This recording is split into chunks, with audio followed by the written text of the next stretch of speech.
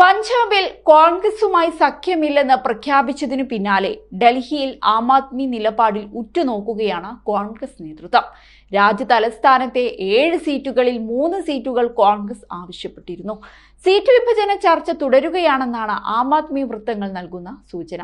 അതേസമയം തെരഞ്ഞെടുപ്പ് പ്രചരണം ആരംഭിക്കുന്നതിന് മുൻപ് തന്നെ സീറ്റ് വിഭജന ചർച്ച പൂർത്തിയാക്കണമെന്ന നിർദ്ദേശമാണ് ആം ആദ്മി നേതൃത്വം നൽകിയതെന്നും പാർട്ടി വൃത്തങ്ങൾ അറിയിക്കുന്നുണ്ട്. സഖ്യം സംബന്ധിച്ച ചോദ്യത്തിന് തങ്ങൾ ഇന്ത്യ സഖ്യത്തിനൊപ്പം തന്നെ ഉറച്ചു നിൽക്കുമെന്നാണ് നേതാക്കൾ പ്രതികരിച്ചത്.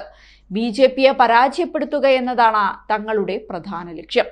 സമയത്തിന് വലിയ പ്രാധാന്യമുണ്ട്. സീറ്റ് ചർച്ചകൾ കോൺഗ്രസ് എത്രയും പെട്ടെന്ന് പൂർത്തിയാക്കുമെന്നാണ് AAP നേതാക്കൾ പറഞ്ഞത്. പഞ്ചാബിൽ സംസ്ഥാന കോൺഗ്രസ് ആം ആദ്മി നേതൃത്വങ്ങൾ സഖ്യത്തിൽ മത്സരിക്കുന്നതിന് തുടക്കത്തിൽ തന്നെ എതിർത്തിരുന്നു. ഈ നിലപാടിനൊപ്പം നിൽക്കാൻ തീരുമാനിച്ചതിനാലാണ് സഖ്യമില്ലാത്തതെന്നാണ് ആം ആദ്മി അറിയിച്ചത്.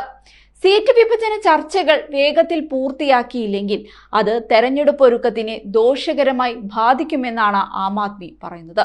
ശക്തമായ പോരാട്ടം കാഴ്ചവെക്കാനാണ് ഞങ്ങൾ ലക്ഷ്യം വെക്കുന്നത്.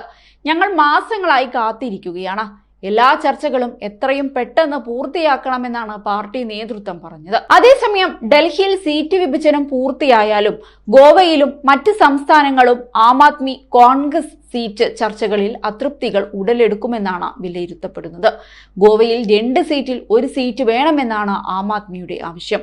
ഗുജറാത്തിൽ ബറൂച്ച് സീറ്റിനായും ആം ആദ്മി ആവശ്യം ഉന്നയിച്ചിട്ടുണ്ട്. അതിനിടെ നാളെ ആം ആദ്മി യോഗം ചേരുന്നുണ്ട്. യോഗത്തിന് ശേഷം സ്ഥാനാർത്ഥി പ്രഖ്യാപനം നടത്തുമെന്നാണ് പാർട്ടി അറിയിച്ചിരിക്കുന്നത്. ഗോവ, ഹരിയാന, ഗുജറാത്ത് സംസ്ഥാനങ്ങളിലെ സ്ഥാനാർത്ഥികളെയായിരിക്കും പ്രഖ്യാപിക്കുക. അതേസമയം ഡൽഹിയിലെ സ്ഥാനാർത്ഥി ചർച്ചകൾ കോൺഗ്രസും ആരംഭിച്ചു കഴിഞ്ഞു. 2-3 സ്ഥാനാർത്ഥികളുടെ സാധ്യതാ പട്ടിക നേതൃത്വം തയ്യാറാക്കിയിട്ടുണ്ടെന്നാണ് റിപ്പോർട്ടുകൾ. ഇന്ത്യ സഖ്യ രൂപീകരണം മുതൽ തന്നെ AAP, കോൺഗ്രസ് നേതൃത്വങ്ങൾ തമ്മിൽ അഭിപ്രായ ഭിന്നതകൾ നിലനിൽക്കുന്നുണ്ടായിരുന്നു. ആം ആദ്മി പാർട്ടി അധികാരത്തിലുള്ള ഡൽഹിയിലെയും പഞ്ചാബിലെയും കോൺഗ്രസ് പ്രാദേശിക നേതൃത്വത്തിന് സഖ്യത്തിൽ താൽപ്പര്യമില്ല. നേരത്തെ പ്രാദേശിക നേതൃത്വങ്ങളുടെ എതിർപ്പുകളെ തുടർന്ന് ഡൽഹി ഓർഡിനൻസ് ബില്ലിൽ അവസാന നിമിഷമാണ് കോൺഗ്രസ് നേതൃത്വം AAPക്ക് അനുകൂലമായ നിലപാട് സ്വീകരിച്ചത്. തെരഞ്ഞെടുപ്പ് അടുത്തിരിക്കുന്ന സാഹചര്യത്തിൽ സഖ്യത്തിനുള്ളിൽ നിലനിൽക്കുന്ന അസ്വാരസ്യങ്ങൾ പുറത്തേക്ക് വരുന്നത് പ്രതിപക്ഷത്തെ സംബന്ധിച്ചിടത്തോളം വലിയ തിരിച്ചടി തന്നെയാണ്. ലോക്സഭാ തെരഞ്ഞെടുപ്പിൽ പശ്ചിമ ബംഗാളിൽ കോൺഗ്രസുമായി സഖ്യമില്ലെന്ന് നേരത്തെ മമതാ ബാനർജി പ്രഖ്യാപിച്ചിരുന്നു. ഇതിന് പിന്നാലെയാണ് ആം ആദ്മിയും തങ്ങളുടെ നിലപാട് വ്യക്തമാക്കിയിരിക്കുന്നത്.